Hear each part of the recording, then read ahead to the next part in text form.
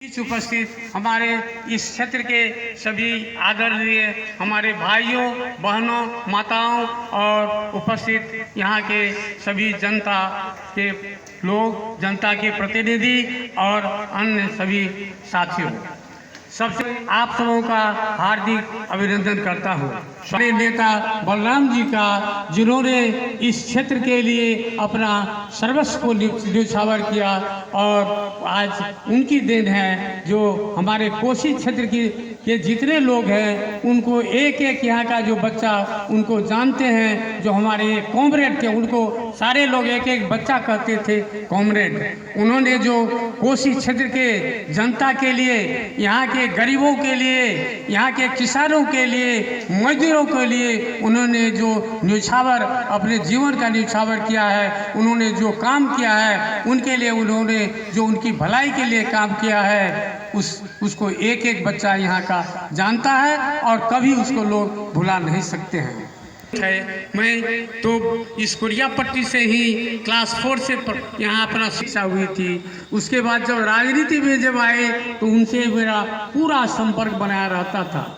आपको जानकर यह खुशी होगी, जो जब मैं सांसद बना तो हमेशा उनसे मैं विचार विमर्श करता रहता था। वो मुझसे मिलते रहते थे, आपस में बैठ करके हम लोग क्षेत्र की बातों को के संबंध में बातचीत करते थे। उसका कैसे निदान होगा, क्षेत्र की क्या क्या समस्याएं हैं, गरीबों की क्या क्या समस्याएं हैं, इस पर वो मुझे भी वो बताते थे और मुझसे दिशा निर्देश भी देते थे, ऐसे कीजिए एमपी साहब, ऐसे कीजिए। तो उनके खो जाने से मुझे तो काफ़ी क्षति हुई। इस कोसी प्रमंडल को जो क्षति हुई है उसकी भरपूरी कभी भी नहीं हो सकती है। ऐसा नेता आज तक जन्म नहीं लिया इस कोसी क्षेत्र की धरती पर, जिन्होंने जो इस गरीबों के लिए, दलितों के लिए और इस किसान मजदूरों के लिए जो इस तरह का काम करे, अपना सर्वे सारा चीज़ न्यौछावर कर दे और दिन रात उनकी भलाई के लिए वो काम करते रहे,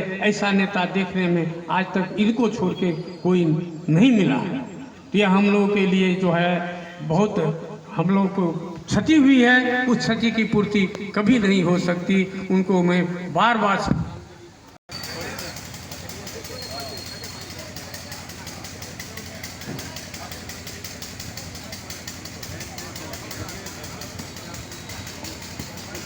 हाँ ठीक है भाइयों, एक बात मैं कहना चाहूँगा। मैंने उनसे पूछा कैसे है भाई साहब, तो उन्होंने बोला मैं तो वहाँ से आ गया हूँ, अब यहाँ क्षेत्र में हूँ, अपने इस जन्मभूमि में आ गया हूँ और देखिए मैं तो अभी तो फिलहाल अच्छा महसूस कर रहा हूँ। कुछ दिनों के बाद उनका स्वर्गवास होगा। मुझे इतना दुख हुआ था, मैं क्या कहूँ, वो वर्णन करने लायक नहीं है। प्रथम पुण्यतिथि में मुझे अवसर मिला यहाँ आने का और आज द्वितीय पुण्यतिथि में मुझे यह मौका मिला है यहाँ आने का।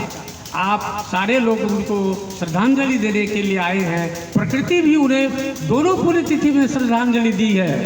प्रथम पुण्यतिथि में भी वर्षा हुई थी, मुझे याद है, और आज भी वर्षा हुई है। तो यह आप जानिए, जो प्रकृति भी उन्हें श्रद्धांजलि दी है, दोनों पुण्यतिथि में श्रद्धांजलि दी है। यह उनका जो है क्यों श्रद्धांजलि प्रकृति दी है, ये भी आज सोचिए। वे ऐसे नेता थे, गरीबों के मसीहा कहे जाते थे, इसलिए प्रकृति भी उनको श्रद्धांजलि दी है। आपके साथ साथ भाइयों, दो चार शब्द मैं कहना चाहूँगा। हमारे पूर्व जो वक्ता है उन्होंने विस्तृत रूप से उनके जीवन के विषय में कहने का आपको काम किया है और ख़ास करके हमारे मुखिया जी ने तो सारी चीज़ों का वर्णन आपके सामने किया है और यहाँ के आप बासिंदा हैं, आप तो अच्छी तरह से उनको जानते हैं, इसलिए उस विषय में और कहने की आवश्यकता नहीं है।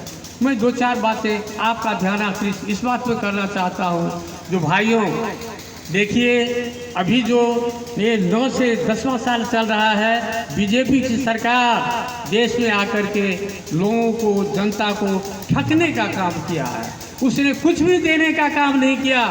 जिस भारत के लिए उसने उसके विकास के लिए कुछ भी काम नहीं किया, केवल झूठा वादा दिया, झूठी बातें दे करके, झूठा आश्वासन दे करके आपसे वोट लेने का काम किया और मात्र 37% वोट लेकर उसने सरकार बना करके और जनता को ठगने का काम किया है। आज हम लोग 63% वोट एकजुट हो रहे हैं, विरोधी दल एकजुट होकर इंडिया के नाम से गठबंधन बनाए हैं और समय दूर नहीं है जब उस झूठी सरकार को हमारा जो इंडिया गठबंधन है उसको उखाड़ फेंकने जा रहा है। आप गत चुनाव में उसने क्या कहा था?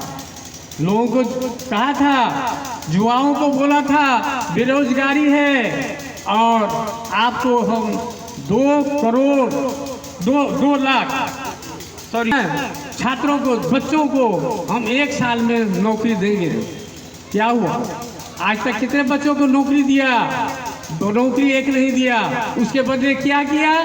देश की संपत्ति को बेचने का काम किया, प्राइवेटाइजेशन किया और प्राइवेटाइजेशन करके वो अपने पार्टी को मजबूत किया, अडानी अडवाणी को मजबूत किया, उससे कमीशन लेकर के अपने पार्टी को मजबूत करके वोट खरीदने का काम कर रहा है। कहा था जो देश की संपत्ति आपको विदेश में है वह जो काला धन लाएंगे और आप लोगों के खाता में 15 से 20 लाख रुपया आप लोगों के खाता में देंगे और खाता भी लोगों ने खुलवाने का काम किया। किसके खाता में 5 रुपया आया? किसी के खाता में 5 रुपया आया? कोई कह सकता है? इस तरह बीजेपी का अर्थ होता है बी माने बड़ा, जे माने झूठा, पी माने पार्टी, बड़ा झूठा पार्टी।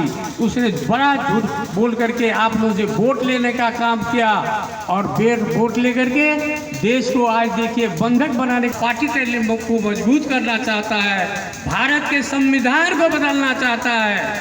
जो जनपद दिल्ली का है आज से है उसको कर्मपद बना रहा है। दिल्ली का जो आपका लोकसभा आया जिसको कि एक कार्यालय के समान हुआ लोकसभा है, आज दोनों को मिला के देखिए जो किसकी खूबसूरत लग रही है, कौन देखने में अच्छा लग रहा है। और आज केवल संविधान बदलना चाहता है, वो नाम कमाना चाहता है, देश के लिए कुछ करना नहीं चाहता है, देश को बेचना चाह रहा है। हिंदू मुसलमान का